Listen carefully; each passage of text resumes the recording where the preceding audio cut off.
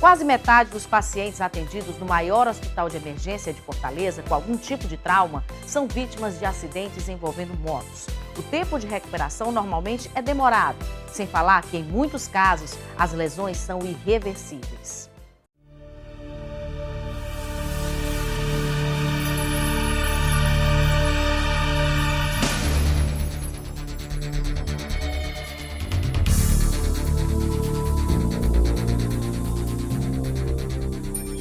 O maior número desses atendimentos acontece no final de semana. Boa parte disso, o trabalhador ele usa a moto no seu dia a dia para ir trabalhar. Ele vai e volta na sua moto e naquele momento ele usa a moto como um instrumento de trabalho. No final de semana ele usa a moto como instrumento de lazer. Ele vai para a sua festa, vai para o seu churrasco, para o seu lazer. E pode, eventualmente, isso ser associado a algum tipo de injeção de bebida alcoólica, ele está um pouquinho mais relaxado. Então, os cuidados que normalmente ele tem durante a semana, quando ele vai trabalhar, talvez ele não tenha nos finais de semana. O Dr. Fernando Façanha está há 23 anos no Instituto Dr. José Frota e chama a atenção para uma preocupação antiga, a gravidade das lesões. E nos 23 anos que eu estou aqui, é sempre uma preocupação. Os pacientes vítimas de acidentes motociclísticos, e esses pacientes, qual é o grande problema dele? É a alta energia no trauma, é a gravidade dessas lesões, que pode ser desde lesões de um dedo do pé a um traumatismo craniano que deixa sequelas a vida inteira para aquela pessoa. As lesões mais prevalentes são lesões de membros inferiores, né? Na incidência, lesões de fraturas de perna, depois fratura de fêmur, depois fraturas dos pés, né, do dedo dos pés. A segunda lesão mais frequente em membros é a lesão do pé. E ela acontece principalmente porque o paciente anda de moto sem a utilização de um simples sapato fechado. Ele usa descalço, vai com chinela havaiana e aquilo não oferece nenhuma proteção para o pé. Foi o caso do filho de Daniel. Estava de chinela, tivesse sapato, podia não ter acontecido isso, né? A Mona Lisa também se descuidou do principal equipamento de segurança, o capacete. Na queda da moto, levou uma pancada na cabeça e teve um afundamento de crânio. Eu me assegurei de estar por aqui, por perto.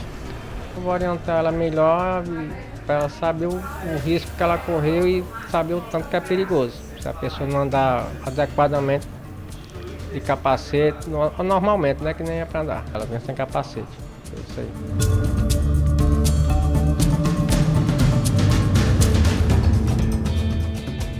O seu Francisco está numa situação preocupante. Ele nem pilotava a moto na hora do acidente, era carona, mas também não usou o capacete. Aí na estrada só que a energia de uma estrada ruim, né? Aí eu fui cair, ele não sentiu nada, sem capacete.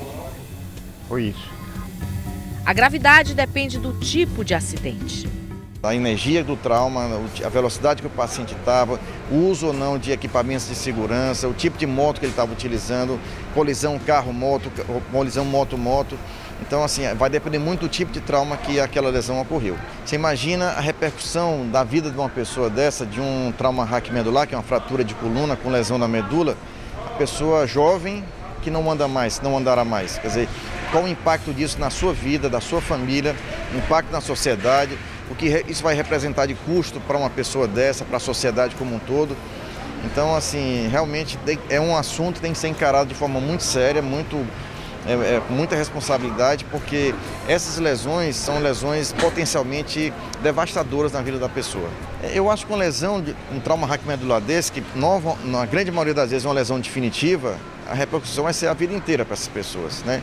Na minha área especificamente, que é mais ligado com as fraturas de membros, né, superiores e membros inferiores, que são passíveis de tratamento, mas na grande maioria das vezes algum tipo de sequela fica, uma limitação funcional, alguma perda de um determinado movimento. Então, assim, isso representa para a vida daquela pessoa que normalmente é um jovem trabalhador, na grande maioria das vezes, o nosso perfil é masculino, jovem e trabalhador. Esse é o nosso perfil de pacientes. Isso gera um impacto muito grande na sua vida, na sua família e na sociedade como um todo.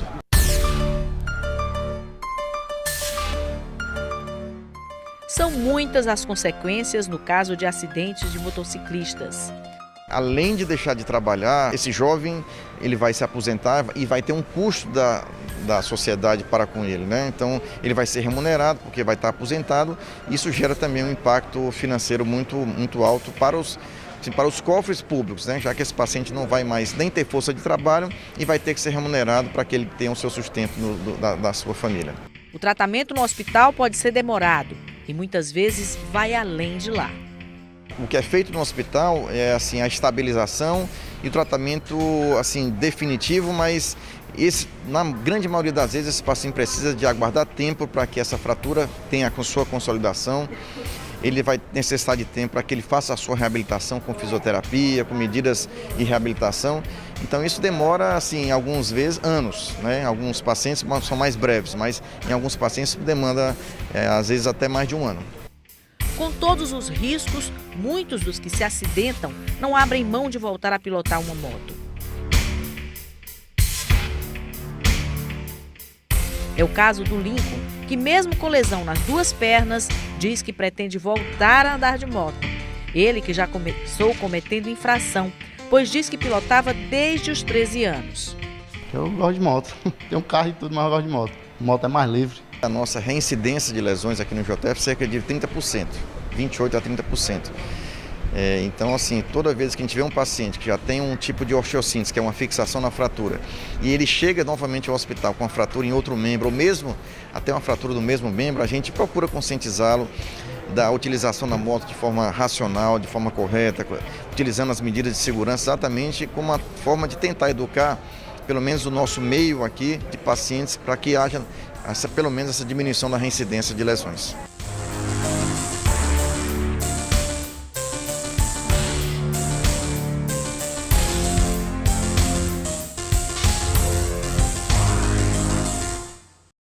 No próximo bloco, a meta de zerar as mortes no trânsito. Será que é possível?